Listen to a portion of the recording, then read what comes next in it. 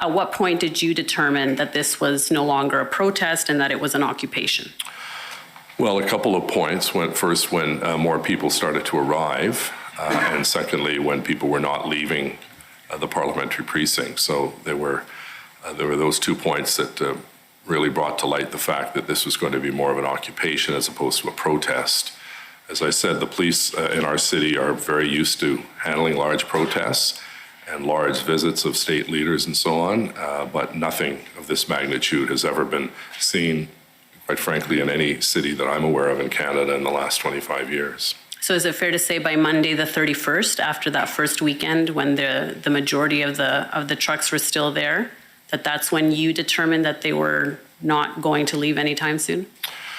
Thereabouts, whether it was the Monday or the Tuesday, and then certainly that was solidified in my mind that they weren't going to leave on the weekends, when the weekends started to create this very tense situation where people were coming in from all over the region, and in fact, different parts of the country to come and support the protesters, and that's where the havoc and the chaos was created in our communities. What was happening was disgraceful. We had some people dancing on the tomb of the unknown soldier. We had other people urinating at the cenotaph. We had a group that went and stole meals from the Shepherds of Good Hope. We had the mandate placards put on the Terry Fox statue. It was completely despicable behavior on the part of these individuals. We welcome protesters who are respectful of the law and respectful of our communities. The vast majority of these people in that kind of behavior were not being respectful, and I think we're hurting their cause, quite frankly. Once you get down to 100 spread over 3 shifts of 8 hours a day, it's not a lot of officers. And so while we appreciate it every time we saw a Mountie or we saw an OPP officer, we needed the large number of 1,800 to get this situation under control and kick these yahoos out of our city who were disrupting the quality of life of the people of Ottawa. Fast forward, we got what we wanted, and we appreciate the federal government, the provincial government's support. We wanted it sooner because this thing should not have lasted 3 weeks. They say what was initially described as a peaceful protest has now turned into a siege of our downtown area. And then you say, as of today, there are currently between 400 and 500 trucks occupying Ottawa's downtown core. Then you go on to say these acts in the occupation are having damaging and long-term impacts on the well-being of our residents. People are living in fear and are terrified, and they're now being subjected to the non-stop honking of large trucks for 9 days, which is tantamount to psychological warfare. Then you say, given the scope and scale of the armada of large trucks that are now occupying our downtown core, and this is now on the second page, we are writing to you to ask today for your help to secure 1,800 officers to quell the insurrection that the Ottawa Police Service is not able to contain. And then further down, you say, we must do everything in our power to take back the streets of Ottawa and our parliamentary precinct from the criminal activity and hooliganism that has transpired over the last 9 days. We need your help to end this siege at the heart of our nation's capital and in our residential neighborhoods, and to regain control of our city. So was that description of the situation accurate as to what was happening on the ground as of February 7th? Absolutely. You know, I think if you just go back and look at the media coverage, the media themselves were being harassed during this whole period of time. We now know that a number of children had to miss chemo and radiation appointments at CHEO. The residents living on those streets having these horns honked literally 24 hours a day, 7 days a week, plus the diesel fumes, plus roasting a pig on one street, bonfires, lighting off fireworks, having a dance party. It was showing complete disrespect for the people who lived in the city of Ottawa. And I put that wording in very strongly to let the 2 other orders of government know that we needed their help. Our city's back was against the wall. We had this outrageous behavior by people who seemed to have no respect for private property, public property, or the well-being of the citizens of Ottawa. And my job as mayor was to speak out and say, we have to end this, and the only way we're going to end it is with a significant increase and boost in the number of police officers. Our police service on its own was completely outnumbered. We could not deal with it just as an Ottawa police issue. We needed the support of the other orders of government.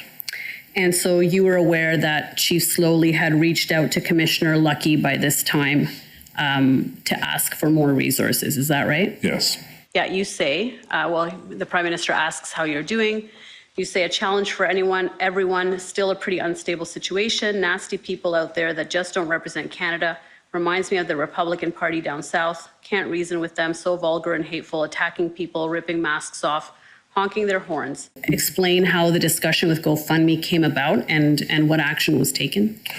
Well, as you know, the GoFundMe campaign by the organizers was very successful. It was raising millions of dollars, and that was, I think, one of the reasons why more people started to arrive, thinking they would get a cut of that money for their gas and mileage and food and so on, and if they needed places to stay. And so I was approached at some point in that time frame from the consulting firm that represented GoFundMe in Canada to see if I'd be amenable to having a meeting with senior GoFundMe people to discuss and to let them know that the funds they were collecting were very much harming our city and, in my opinion, engaged in illegal activities. Prize pig was Wellington Street. They wanted to have Wellington Street with a flatbed truck and a podium and sound system to denounce the federal government. So if they couldn't have that going on to Queen or Albert or Slater, not much of a backdrop on those streets. So this was very much, I think their intention was to go in and have them with these vulgar flags and swastikas and Confederate flags and so on swirling all over the place with the backdrop of Parliament Hill like they'd taken over the country. People started to realize this was turning into a very volatile situation when we started seeing fireworks going off and hot tubs brought in and the behavior I told you about, those 4 or 5 incidents. And, the public who were living here understood fully that this was a horrific situation, and the sooner it got resolved, the better it was for everyone. The end result, albeit a week or two late, we did see unity on the front lines with OPP, Municipal Police Services, and Ottawa Police and RCMP. And as I said, they did what I consider a textbook case of cleaning up a really, really terrible situation. There's a little bit of a urban myth or misconception about what a municipal state of emergency. It has very little impact on public safety. It really is an administrative tool that allows the city, for instance, to bypass the procurement policy of the City of Ottawa. I think it was, in some ways, to give some comfort to the public that, yes, we consider this an emergency, but we were constantly explaining and trying to allow people to understand that this really did not have any impact on the overall removal of individuals. Steve Kanalakis indicating we wanted Ontario and Canada to be involved was that, first of all, we knew that none of the mandates that they were protesting had anything to do with the City of Ottawa or any municipality. They were all provincially run or federally run. Secondly, we did not have the resources. We didn't have enough police officers to continue doing all of the rest of the work of patrolling Ottawa streets. And as you know, we're 2,600 square kilometers, so you couldn't take every officer away from Canada and Orleans and Vanier and so on and put them in the downtown core. So pivot to Ottawa or pivot back to Ontario and Canada was to say, please come to the table. We need your help. We've rented a giant Airbnb right next to the Trucker Commission of Inquiry for the whole 6 weeks. We are going to staff it with Rebel News journalists. We're taking shifts. 15 of our reporters are going to cycle through this Ottawa studio, and we are going to cover the Trucker Commission of Inquiry as carefully and comprehensively as we cover the convoy itself. But I need your help.